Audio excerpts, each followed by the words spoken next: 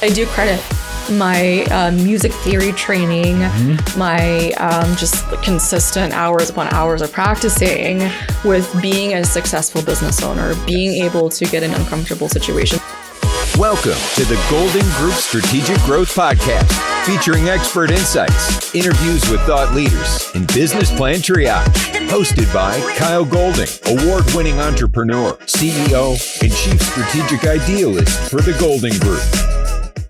Hello, everyone, and welcome to the Strategic Growth Podcast. I'm your host, Kyle Golding. I'm joined today by special guest, Ashley Coffey, the host of the Coffey Code Podcast and CEO of the newly launched Coffey Consult. We're going to talk about that.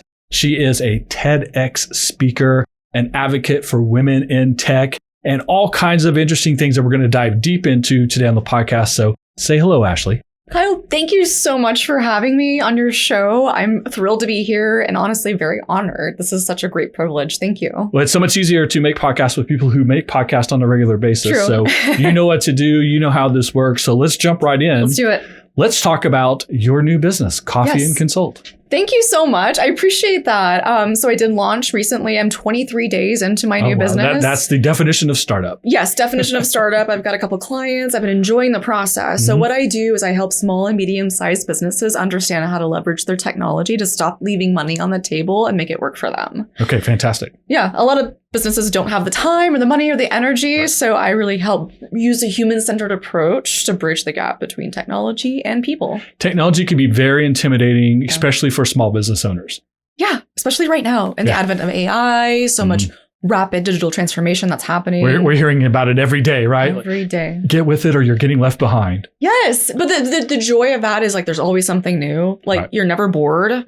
But I always like to like kind of rephrase it of like it's your opportunity to catch up, to not get left behind. Gotcha. So there's a lot of good positive intent there if people are willing to put forth the effort just to learn a little bit each day. Okay. So what facilitated the idea of launching the consulting business?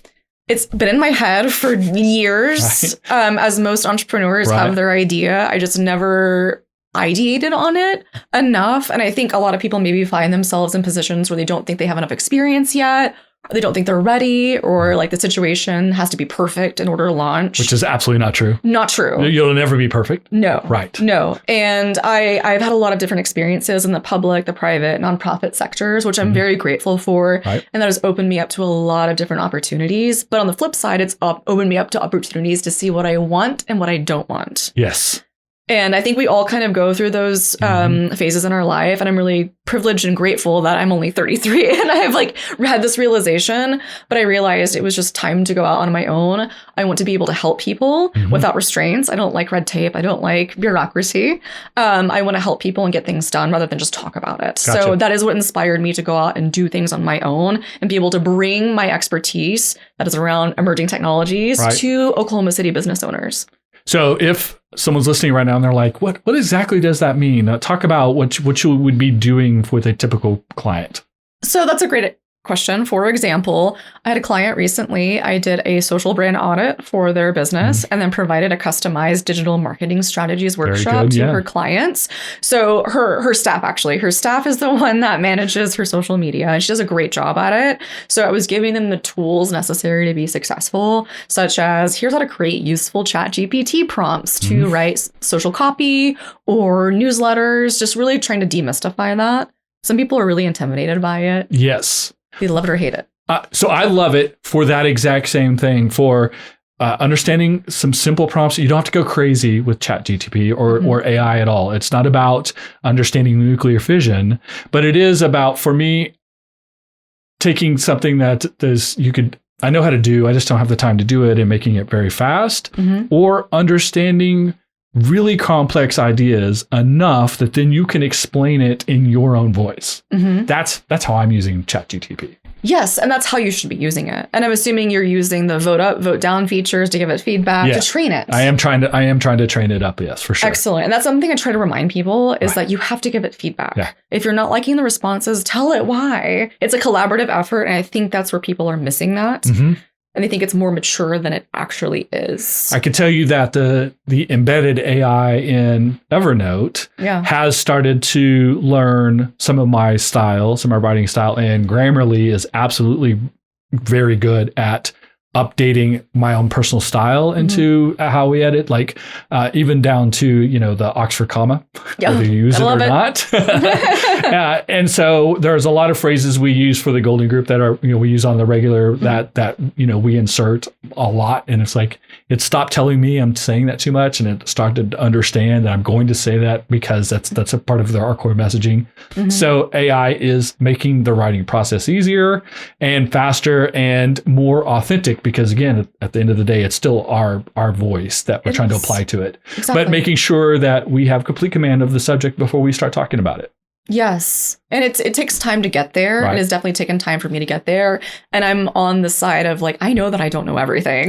We're students of life, right? We talked about that yesterday. Right. That's what makes life fun, keeps the zest in it. Right. So I was on Ashley's podcast. We recorded it yesterday.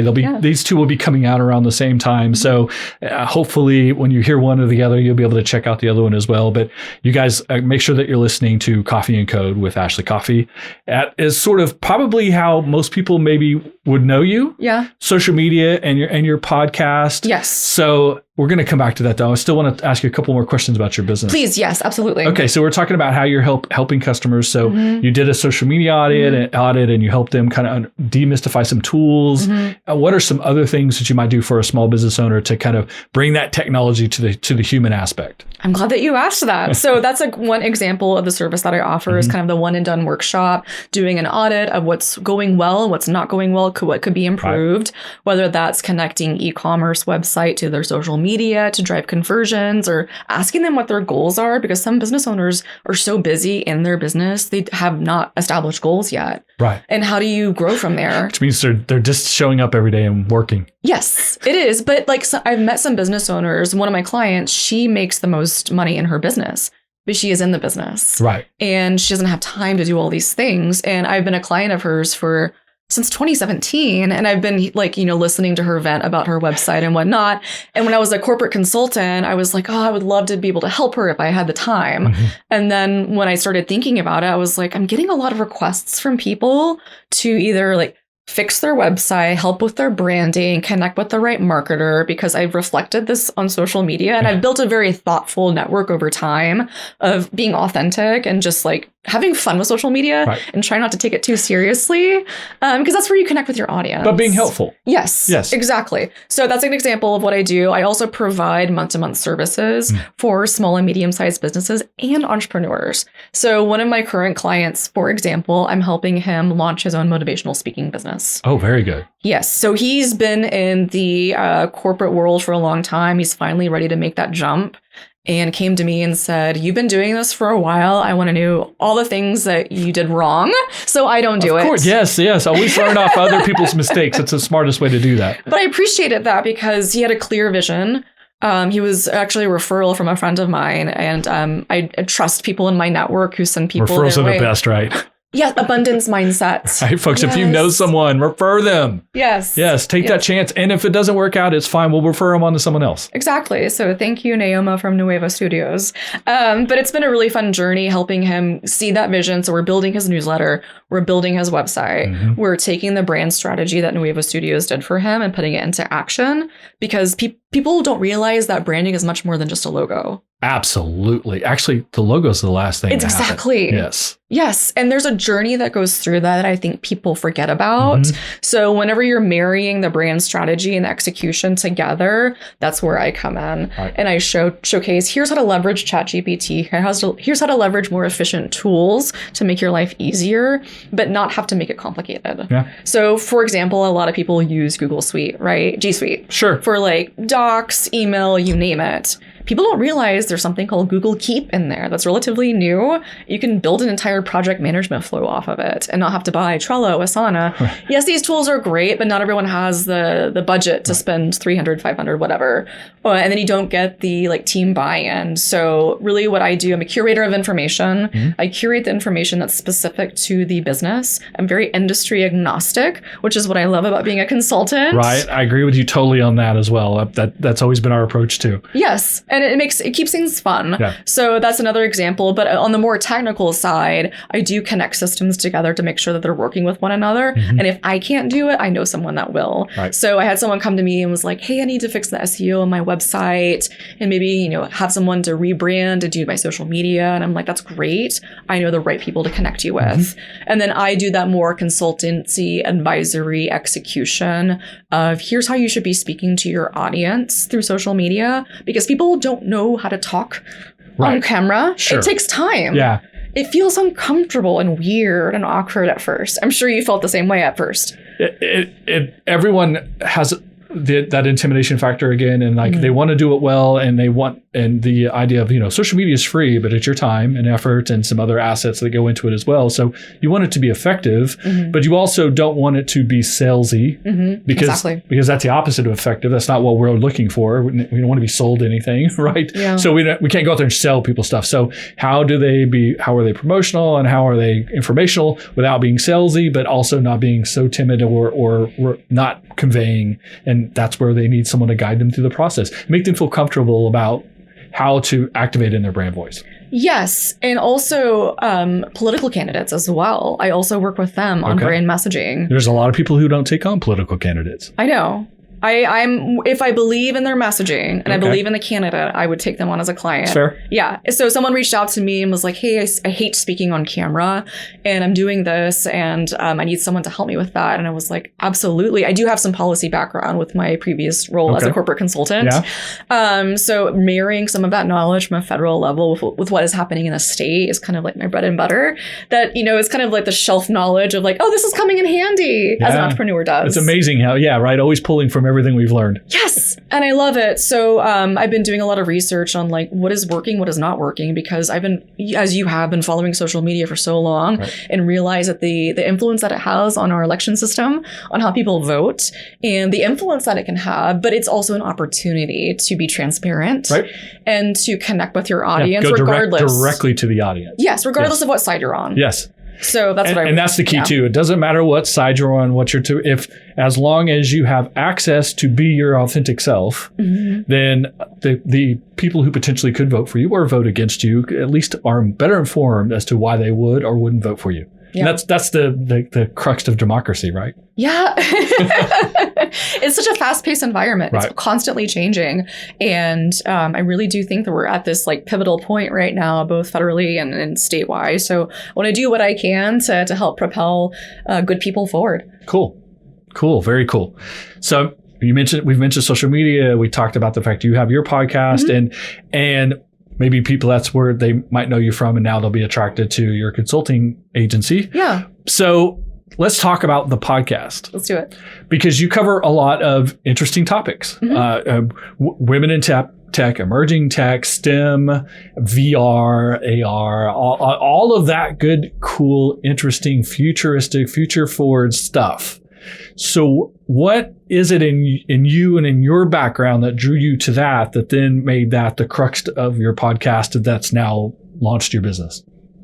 Thank you for asking that. I feel like that's a very intentional question that some people miss sometimes and provides a lot of input of why it was inspiration. So in 2018, I was an Emerging Technologies Librarian at the University of Oklahoma. And I love working with students. And I was given the opportunity to revamp the makerspace within the University of Oklahoma Library. Which is an awesome space. I like that a lot. Yeah. The Innovation at the Edge, or used to be Innovation at the Edge, and it has 3D printers, 3D scanners, state-of-the-art VR machines. And it was like pretty ahead of its time for 2018.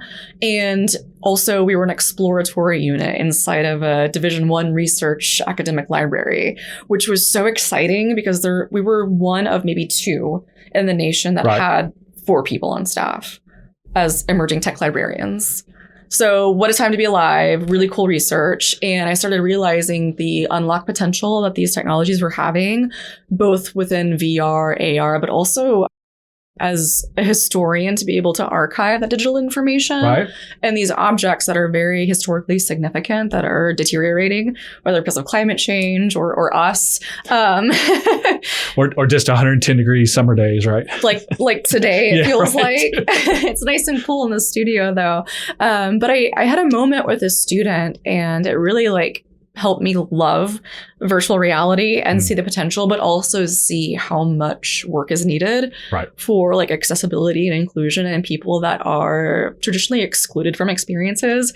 I was helping a student navigate through virtual reality to see what sea turtles look like in VR. It was actually 3D scanned sea turtles that were legit. Cool. Yeah. Just to study how they fly, how they, all these things.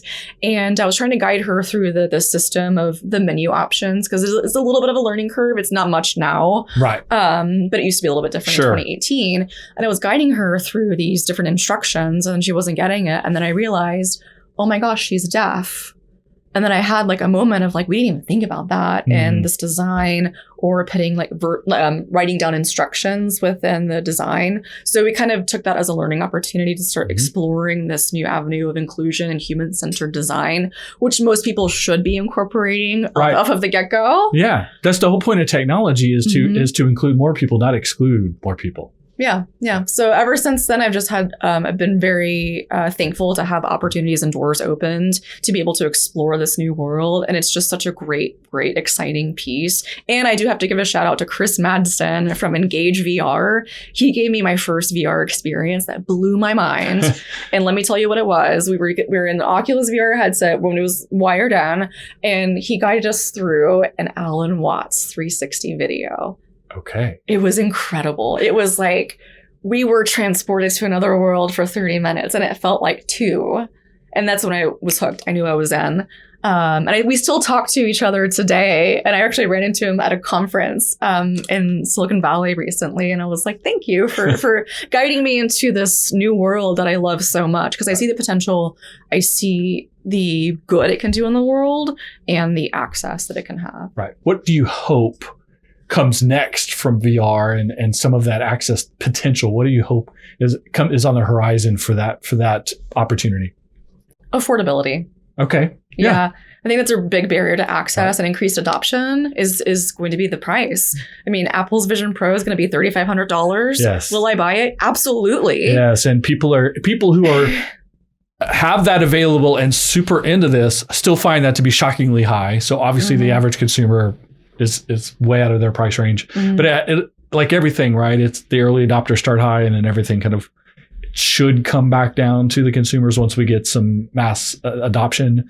Do you think that's really the case here, or do you think it's going to take a very long time? Let me tell you, because I've thought about this a lot. Okay. So when Facebook bought Oculus back in 2014, 2015, if people go back and listen to what Mark Zuckerberg said, he was basically predicting what he's doing now for Meta. So with that virtual reality and that whole aspect, it's changing. And their whole goal all along was mass adoption of these headsets, which is why the price point is $300 now. Right. And it's one of the number one consumer headsets. People have a small learning curve getting into it. It's easy to get to, but it's also being pivoted where I want people to understand the digital literacy behind understanding privacy, because we're entering into this new world of biometric data that's being collected from us, whether we know it or not. Right. Eye tracking. Most headsets have eye tracking now. Where is that data going? Right. Advertisers, so I want people to be informed about making purchases that work for them and not necessarily be tied to a piece of hardware because they have a brand loyalty to a social media company. Right. Or something just looked really exciting. Yeah. And they marketed to you exactly right at the exact right time. They did. I mean, I don't know if you remember Oculus Go. It was the first all-in-one headset that came out in 2018 that wasn't tethered. Right. It was terrible, but it was exciting because it was I think it was $500 at the time. And it had one controller But it was great because, you know, an 8-year-old can get on it, 12-year-old, you know, it was nice. But as that started evolving, I realized like they just rushed this to market really quickly. But it was the first like prototype of where we are now. Right. It had to start somewhere. So as you could tell from the command of the subject, that Ashley is very involved, very informed, and very knowledgeable of emerging technology. I try. Now, marry that with your other passion, which is women in tech. Yes. So how did that start? And I think it's very obvious. I don't have to ask you, how did we recognize that women aren't engaged in the technology industry the way they should be? You all know that's happening. But at what point did you think to yourself, I can do something about that. I can help that? That is a great question. And I think when I had that realization, it was inspiration of someone else, like encouraging that in me to give back, Miss Kim Thomas. And actually have tattoos in memory of her. And she was the first person to reach out to me whenever I started at OUIT. Fresh, working from Apple, my first office job. I was like, oh my God, this is wild. I'm doing it. And I was like pretty much the only woman in the room most often. Like there may be 4 or 5 of us.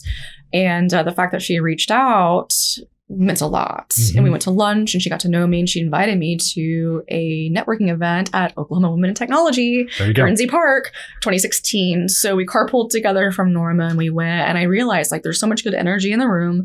There are a lot of people that are saying things that I have been saying that I wish I had other people to talk to that are experiencing this. Whether it's like, I don't know how to have this conversation, or I'm experiencing some things that I don't think are right. Like, how do I navigate that? Like these very practical conversations. And I was like, oh, great community. And I believe in that message of, you know, community over competition, and loved the opportunity to give back. So I ended up volunteering, became VP of programming, and met my best friend through that. We worked together so well, managing events for Oklahoma City, finding speakers, negotiating costs for space, getting sponsorships. Like, well, that's what I love about the nonprofit experience is that you learn how to ask for money. You have to be able to do everything. You have to be able to do everything. You have to be able to negotiate. And I think that contributed to a lot of my like confidence in being able to do that as a business owner, to have those conversations and kind of know a bit more of like what to think of the future.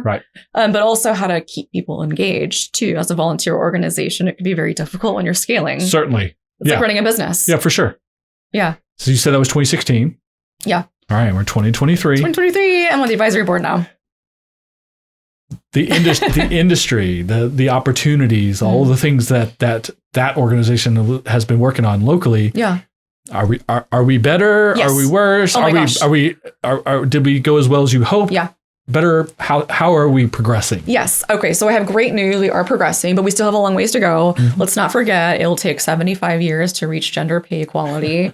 Let's reduce that a little bit. But there is progress happening in Oklahoma. And I think Oklahoma Women in Technology has done a tremendous job in pairing mentors together and providing scholarships. I think since we started, we've given out over $25,000 in scholarships to young women pursuing careers in STEM, and not just degrees. It's also certificate programs. Yeah. It gets you into the world, right? Yes, because college isn't for everyone, and that's okay. Yeah. So we're very like broad in who can apply for that. And if anyone wants to apply, okwit.org, it's a great opportunity, but we also help empower people in the network to either know how to leverage their skill set when they're getting into a tech job. I get a lot of people that come to me that are like, I'm working in the hospitality industry and I really want to get into tech. I do these things. What could I do? They don't see like the depth and breadth of what's possible. So I like talk to them and elevate, maybe project management can be good for you. Right. There's always a role for someone in there. And I love kind of connecting those dots. What's still missing? Yeah, what's still missing? More allies, more pay equality. More opportunities. So, for example, a lot of organizations can pay for memberships into organizations where they're able to like get a lot out of it, which is great. And some of those are $50, some of those are $150 and up. And, you know, it's something for everyone. But what I've seen personally is throughout my experience, a lot of companies want to talk the talk, but they don't want to walk the walk. And which negates the talk. Yeah, exactly. If you're not going to walk it, do not talk it because your inauthenticity will be sniffed out. Absolutely. And I know several companies that do that, and it's unfortunate. But at the same time, I feel like there has been a tremendous amount of support from male allies, female allies, companies that are recognizing that they need to do better. That self-awareness is so crucial. Just making it like we know we're not doing great, but we're working on it. Yeah. And I think another thing is I think we all need to do is always take a moment to make sure that you're not the only one in the room that looks like you. Make sure everyone is different and diverse. You're bringing diverse voices. And I think that's really important, especially in Oklahoma. Yeah, for sure. I think we have an opportunity to take what has very traditionally from the days of statehood been the knock on Oklahoma about the lack of those things and leapfrog straight to being the leader in those roles. If just enough of us would take that charge. Yeah.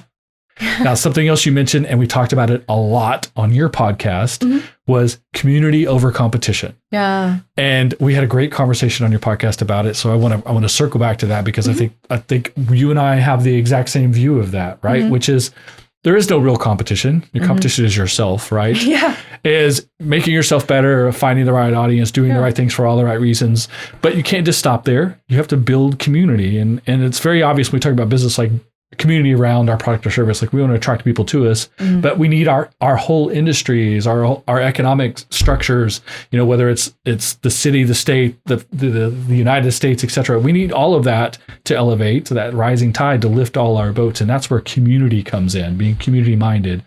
So what are your approaches? How do you talk to people who don't see it the way you and I do? I know we agree. We've had conversations about it. But when you're talking to someone who's like, no, I don't really get it. How do you kind of try to break that ice with them about stop focusing on competition and focus on building community?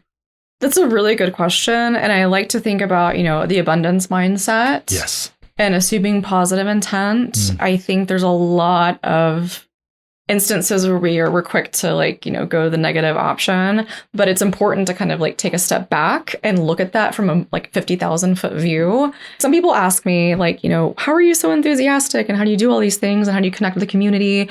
I love it. It's my purpose. It's my life joy. And I tell people authentically why I'm so into it is I've experienced a lot of loss and I know what it's like to be lonely and to not feel like you have that community. And I see the importance and I see the value of that community and what it can do for so many people. And I think, we're in that space where a lot of people are having a hard time finding a community that reflects their identity.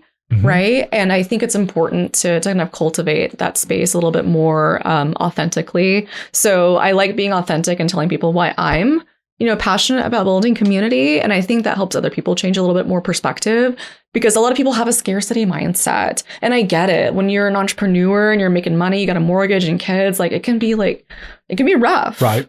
But if you have more of a perspective of we're in this together, like the rancher example that we were talking about, whenever the cows get out, everyone is in on it. Right. Everyone goes to help bring the cattle back if they break a fence. Yeah. If a tornado knocks your barn down, your neighbors are going to come help you put it back together. If you're in Hawaii and you've been through a wildfire, people from the other islands and other parts of the island are coming to help because they were the first ones there, and that's what communities do for each other, right? Is they help each other out. And those are extreme examples, but it's easy to understand extreme example. Then you could filter that down to anything such as, I just need some help running my business. Some people don't know how to ask for help. Yeah. Some people don't know how to, Some people are afraid. Some people are too prideful. Some people just don't even know how to phrase it or who to start with. But when you have a community, again, you don't have to start with the right person or even asking the right question. You can just start having conversations, and that member of your community moves you to someone else and involves someone else, and they ask some people to give you some advice. You collect a variety of advice along the way, and before you know it, you have a better understanding. And more people involved trying to help you. Yes. How great is that? It's amazing. And there's no better feeling than seeing people come together and connecting people that are going to be a good fit and work well, that maybe don't have the skills that you have. Yeah. And that's just what perpetuates and keeps it going for me. But that's how everything gets built, right? Yep. You don't have to be able to do everything, but you have to be able to have your specialty, bring in other people that have specialty, work together as a team, have a system in place, and before you know it, the thing is built. And that's where Coffey Consult came in, where like I had this idea in my head of like, I knew I was going to do something, didn't know what it was going to be, but I knew I was going to have a business. And then I started realizing of like, oh my God, I've had these skills all this time. How did I not realize it? But also I think some people maybe have a little bit of self-worth that comes into that. Imposter syndrome. Yes. And you talk about that on your podcast a lot. Of course, I've been there and I know you've been there too. For sure. And I'm finally, getting out of it, but we all still have those moments of like, how did I get here? Right? But it's like about the intent of the journey, not the destination. That's why we have podcasts, so we could talk through this process. Exactly. Yes. So it's been such a joy to be out on my own now. I feel like my nervous system has reset. My body has reset. I've recalibrated. I love helping my clients. I wake up like every morning with like excitement to bring them something new. So it's just such a shift from, the doom and gloom of sometimes corporate jobs can have on you. But that's, no slight towards anyone who likes that. There's something for everyone. Hey, whatever floats your boat. Yep. So as a community builder, as a podcaster, so you're communicating to people on a regular basis, as someone who utilizes social media for all of its advantages to be helpful, and as a new business owner, what's your vision for the future? What are you hoping to see, and what are you going to do specifically to make that happen? That's a really good question and such a big question. It could be anything. Wow. You asked me a question about Antarctica. I like that. I'm going to ask you this question. Fair. Okay. So I want to be able to have more impact in the community and be able to give back, but I also need to make money at the same time. Certainly. Right. So having boundaries is really important. So 5 years from now, I would love to have the ability to hire people, right, that I know that are trusted to be able to grow and build this consulting team, especially bringing in those unique skill sets that aren't typically found in Oklahoma. Okay. Like I know XR developers, voiceover people, engineers, sound editor, you name it. And all these people are needed in Oklahoma for a lot of talent, especially as we're booming as a film industry. Yes. So important. Yes. And there's so much artistry and on that too. So and I'm passionate about the arts, especially in Oklahoma. I'm a classically trained violinist. Really? Okay. I played violin since 4th grade. Very good. I love it. Music and technology and the understanding of mathematics that go into it makes perfect sense that someone with a musical background would be attracted to science. Yep. 100%. Yeah. The patterns, I love it so much. And it will always be a part of, but I do credit my music theory training, my just consistent hours upon hours of practicing with being a successful business owner, being able to get in uncomfortable situations. When you're on a stage performing over and over and over, it no longer gets weird if you make a mistake.